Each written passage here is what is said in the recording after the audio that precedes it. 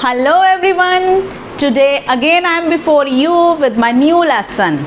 तो वही बात मैं फिर आपसे कहूँगी कि जिन बच्चों ने अभी तक मेरे चैनल को सब्सक्राइब नहीं किया है वो कर दो और बेल आइकन ज़रूर दबाना ताकि मेरी आने वाली वीडियोस की आपको नोटिफिकेशन मिलती रहे। तो मैंने अपने पहले लेसन्स में जैसे कि आपको करवाया था use of is am are, was were, has had. अब आगे चलने से पहले मैं चाहती हूँ कि एक बार हम उसकी रिवीजन कर लें, क्योंकि हम अगर रिवीजन नहीं करेंगे, उसकी एक्सरसाइज नहीं करेंगे तो कई बार हम पीछे रह जाते हैं। तो इसकी रिवीजन करना बहुत ज़रूरी है। और एक बात और, जिन बच्चों ने कमेंट करे हैं, thank you everyone for your positive comments. So I move to the revision of all those exercises. तो हमने ये करा था use of linking verbs, linking words भी बोल देते हैं उनको, लिंकिंग वर्ब्स भी बोल देते हैं या हेल्पिंग वर्ब्स भी बोल देते हैं। तो उसमें हमने करा था is, am, are, was, were, has, have और हैड। तो now this is your turn to give the answers. तो अपना जो रूल था फिर से वही वाला रहेगा, सब्जेक्ट प्लस लिंकिंग वर्ड या लिंकिंग वर्ब या जिसको हेल्पिंग वर्ब भी बोलते हैं प्लस ऑब्जेक्ट। रूल फिर से वही वाला रहेगा। तो उसमें क्या है कि सब्जेक्ट एंड ऑब्जेक्ट ये तो जो दिए हुए हैं ऑब्वियसली आप वही लिखोगे। अब आपने मुझे क्या बताना है कि उसमें लिंकिंग वर्ब कौन सा आएगा। तो मैंने सब्जेक्ट और ऑब्जेक्ट लिख के रखे हैं, आपने मुझे लिंकिंग वर्ब बताना है। So these are the exercises. So one is आकाश साफ था। अब आकाश का इंग्लिश रहेगा द स्काई, साफ की इंग्लिश है क्लियर। अब आपने मुझे यहाँ पे बताना है कि यहाँ पे क्या आएगा। तो यहाँ पे क्या है, आप पीछे देखेंगे कि क्या है। यहाँ पे था है तो हम लिखेंगे द स्काई वॉज क्लियर। उसके बाद है धरती गोल है। अब धरती की इंग्लिश है, जो अर्थ है वो एक प्लैनेट है, तो हम बोल रहे हैं इसमें दी अर्थ डैश राउंड, गोल इज राउंड, धरती इज द अर्थ। उसके बाद हमने आपने यहाँ पे लिंकिंग वर्ब मुझे बताना है क्या आएगा। तो हम पीछे देखेंगे है तो हम लिखेंगे the earth is round. Good, very good. उसके बाद मेरी माँ के पास सुंदर माला है, तो मेरी माँ की इंग्लिश है माय मदर। उसके बाद सुंदर माला हमारा ऑब्जेक्ट है तो इसकी इंग्लिश है अ ब्यूटीफुल गार्लैंड। उसके बाद क्योंकि पास कोई चीज़ है तो मैंने आपको बताया था जब किसी के पास कोई चीज़ होती है तो उसके लिए हम जो लिंकिंग वर्ब है वो लगाते हैं हैज़ या हैव। लेकिन यहाँ पे my mother she is singular तो हम हैज़ लगाएंगे।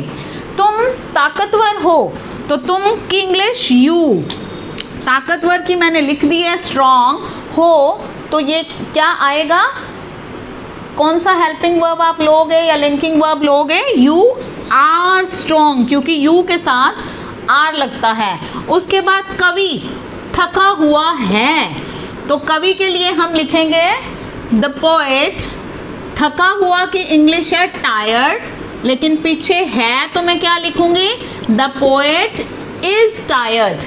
उसके बाद राघव कल गैर हाजिर था, तो राघव गैर हाजिर की इंग्लिश होती है एब्सेंट। कल, दो कल होते हैं, एक होता है बीता हुआ कल, बीता हुआ कल इज येस्टरडे, एक होता है आने वाला कल, तो आने वाला कल इज टुमारो। तो यहाँ पे कल गैर हाजिर था तो कल ये बीता हुआ कल की हम बात कर रहे हैं, तो दिस इज येस्टरडे।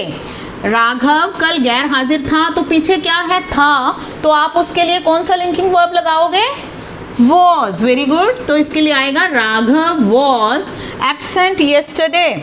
उसके बाद है मेरी बहन के पास पुरानी कार थी, तो इसमें मेरी बहन इज माय सिस्टर। अब पास कोई चीज़ थी है, अब नहीं है, तो थी के लिए हम कौन सा हेल्पिंग वर्ब या लिंकिंग वर्ब लेते हैं, that is had. My sister had an old car. तो ये हमारा जो हमने is am are, was were, has had किया थे वो हमारा टॉपिक कवर है। एक्चुअली में क्या है, उसके बाद शुरू होते हैं हमारे टेंसेस। तो टेंसेस हम अपने नेक्स्ट लेसन में करेंगे। उससे पहले मैं आज आपको बताने वाली हूँ कि जो हमारा आर्टिकल है THE, वैसे मैं आपको आर्टिकल का टॉपिक अलग से भी समझाऊंगी। तो आज मैं आपको बताने वाली हूँ कि जो ये वर्ड है THE, इसका उच्चारण कैसे आप करोगे।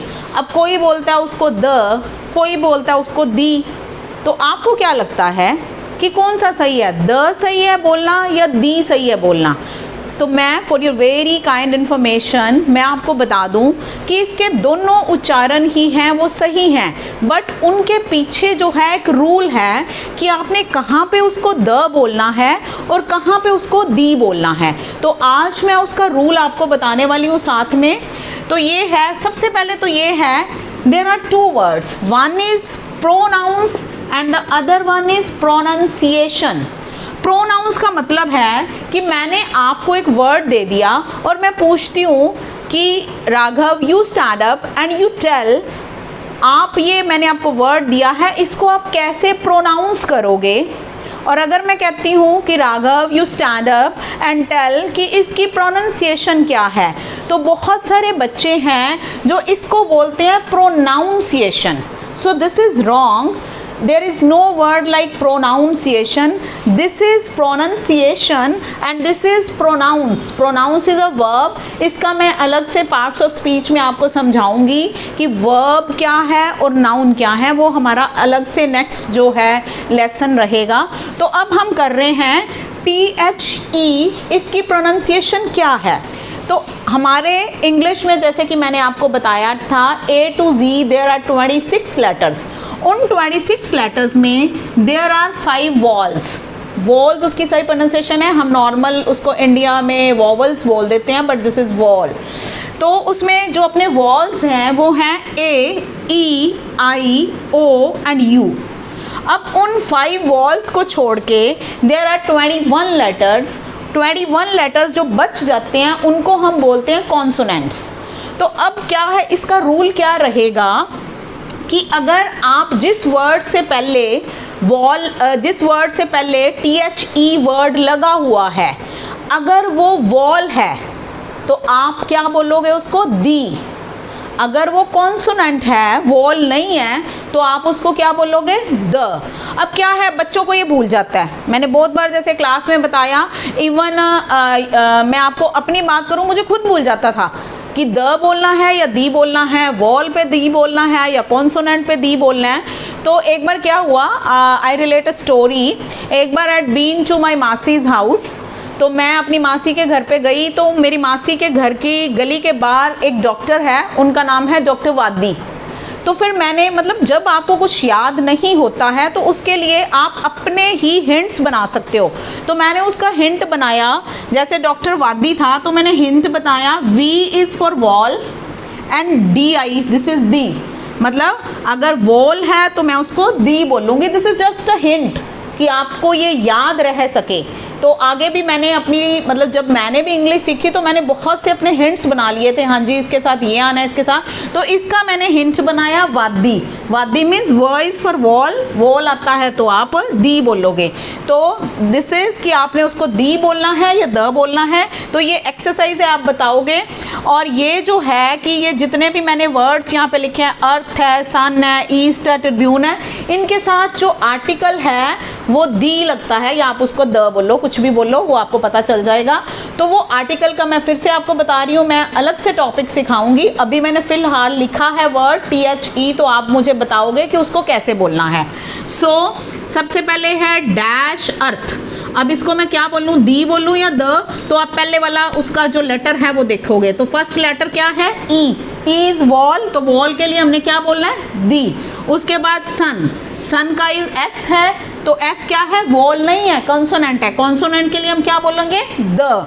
उसके बाद फिर आ गया E वाला, ईस्ट, तो दिस इज अगेन वॉल, तो वॉल के लिए हम क्या बोलेंगे, दी बोलेंगे। Then the last word is tribune, तो ट्रिब्यून का ये है, ट्रिब्यून में T इज कॉन्सोनेंट, तो इसके लिए हम क्या बोलेंगे, द बोलोगे। तो आई होप कि ये आपको हमेशा याद रहेगा। This is very easy way to remember कि आपने ई को द बोलना है या दी बोलना है। अब हम अपने नेक्स्ट जो लेसन होएगा उसमें मैं आपको नेक्स्ट टॉपिक करवाने वाली हूँ। For today thank you and have a nice day. In the end, I'm again requesting you to please like, share, subscribe and comment on my videos.